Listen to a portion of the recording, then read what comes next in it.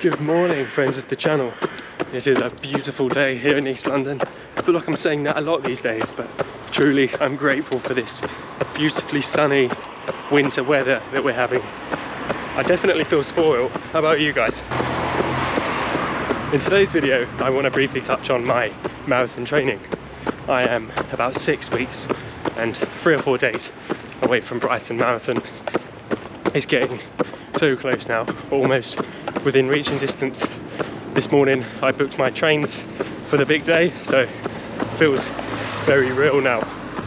But in this video, I just want to explain briefly my weekly training plan, which consists of a long run on a Monday, a speed and an easy session on a Tuesday, a easy run on a Wednesday, maybe 2 easy runs, easy speed run on Thursday, and an easy run on a Friday, followed by a park run or a tempo run on a Saturday, and a nice easy or light bit of speed bike on a Sunday.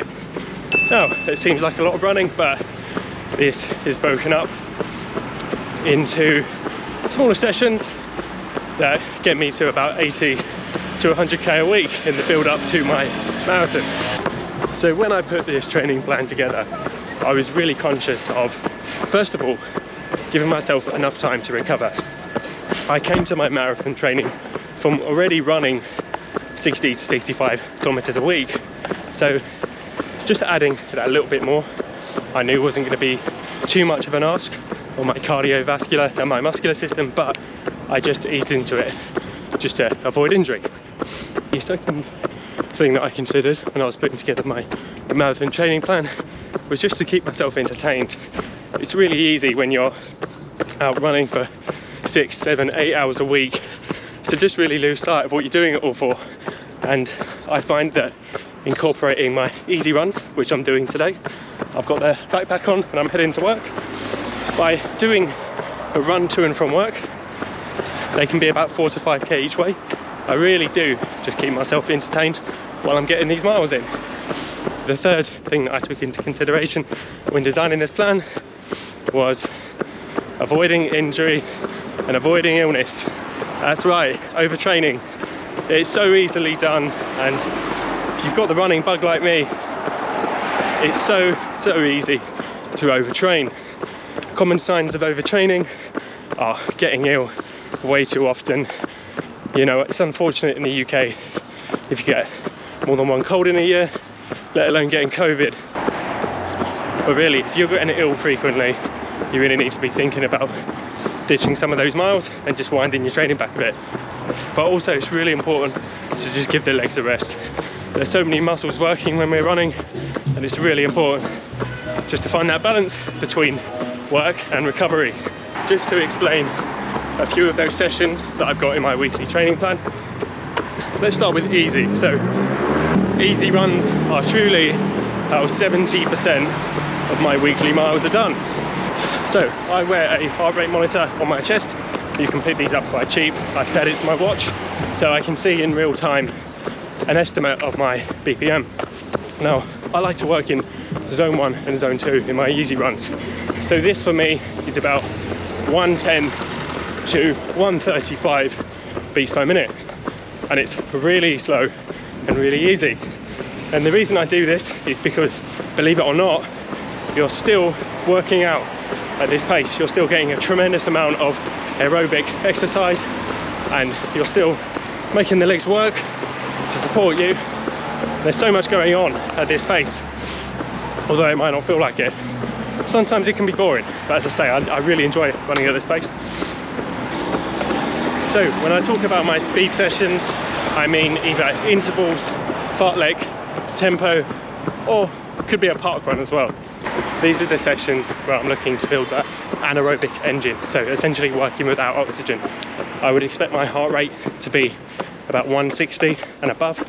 I'd usually like to work in that window between 160 and 170 BPM, and this is the point at which things start to hurt a little bit, and your ability to sustain this kind of effort will diminish because it is really tricky. You'll find that after 2 minutes you feel pretty good, but 5 minutes might be a different story. So this is why it's a really good idea to vary your speed workouts. This weekend, for my Saturday speed session, I will actually be doing park run tomorrow. And even better than that, I'll be doing the park run where I'm originally from, which is in Medway. So I'll be doing the Great Lines park run. It's meant to be, from the website, it looks like it's going to be a pretty nice course with different terrain from grass and a bit of pavement. So as well as my weekly training plan, there's also 3 rules that I stick by that I think are key to not only maintaining but also progressing through a marathon training plan. And the first one, which I think is absolutely key for me right now, is taking vitamin C supplements. I'm not sure why, but late last year, early this year, I just seem to keep getting sick. Now, as I said earlier, I thought this was overtraining. I had all the symptoms of what overtraining would feel like, so I dropped my mileage down, and I still managed to get sick all the time, and so did my partner. So it seemed like it was about time to start looking at what we ate, and we chose to start using vitamin C supplements. And a few weeks in, I feel amazing. I feel so much more energy, and I also haven't had any cold or flu symptoms. So number one, staying away from illness, using vitamin C supplements. So the second rule that I follow is making sure that I get ample recovery. So for this, I'm not using any protein shakes or any kind of supplements. I'm instead just making sure that I've got food prepared for me when I get home. For my recovery meals, I don't do anything extravagant. It's usually just a piece of toast with either avocado or peanut butter and jam on, and I like to prepare this before I go out for a run. It's not always the most exciting thing to eat after a run, but I know that it's going to be a good source of energy just to replenish everything that I've lost during the run. I'll be honest, in my own experience, I've quite often disregarded recovery. I've been out for the long runs, I've taken gels as I've gone, and I've enjoyed all of the speed workouts I've done. But I get home after all the work is done, and I just sit down and I forget about what I've just put my body through. Now, obviously, this isn't ideal, and actually, you really are setting yourself up for injury and illness by doing that. Not giving your body the calories that it needs to recover those vital salts and the fats. Don't disregard recovery, because it's so important. That's why it's number 2 on my most important rules in marathon training. So the third rule of marathon training. Before I say what it is, pause this video and comment below what you think it is. Wrong answers only, please. So the third rule of my marathon training is getting ample sleep. Come on, it should be obvious by now. Matt Walker, his research into why we sleep, go by the book, it's fantastic.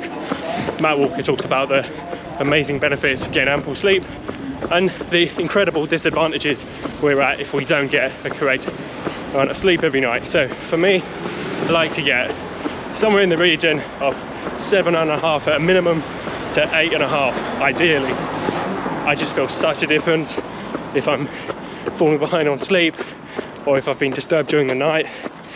My girlfriend laughs at me, but every night now I wear earplugs and I wear an eye mask just because we do live in the east end of London. It's not always the quietest place to be at night, but they are my 3 top rules to stick by when training for a marathon. So avoiding illness and injury with vitamin C supplements, getting the right recovery, and getting ample sleep. So what does the rest of my week look like when I'm out running or sticking to my 3 important marathon rules? Well, every day I'm stretching. I just try to do as much yoga practice as I can squeeze in. Not the most formal of practices, but I definitely like to roll out my mat and do some sun salutations or just some simple running stretching that I've made a video about before. I'll link above. And linked very closely to the stretching is my meditation that I like to do. I've spoken about this in a couple of videos. I find mindfulness meditation absolutely key to the success in my training, but also visualizing the race.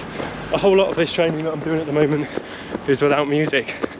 My to and from work commutes every day are done me just running along, enjoying the weather, and during this time I really go through the mental process of being out for a run, enjoying each stride and knowing that this isn't a competition, because let's face it, my marathon goal is a 2:50 in Brighton, but if I get a 3:50 or a 4:50, what's it going to matter really? I might feel a bit sore on the day if I don't meet my target, but come on, it's a marathon. What amazing things to accomplish at any time. So I always have to remember to bring myself back to the centre and just enjoy each one that I get out for. And lastly, the thing that I'm absolutely incorporating into this training block is just to enjoy it. And this links back to what I just said about taking my attention into each run. Just really need to remind myself that while I'm out making these videos, while I'm lacing up my shoes in the morning, while I'm out on those hard rainy days, no one's making me do this, and it's okay if I stop. It's all about enjoying it. And truth be told, on this channel I've made a few videos, I've sat in Premiere for hours and I've edited and I've gone to press publish, but I just realised I didn't really like the video, and actually I don't really enjoy watching it back, and those videos unfortunately made it into the trash bin.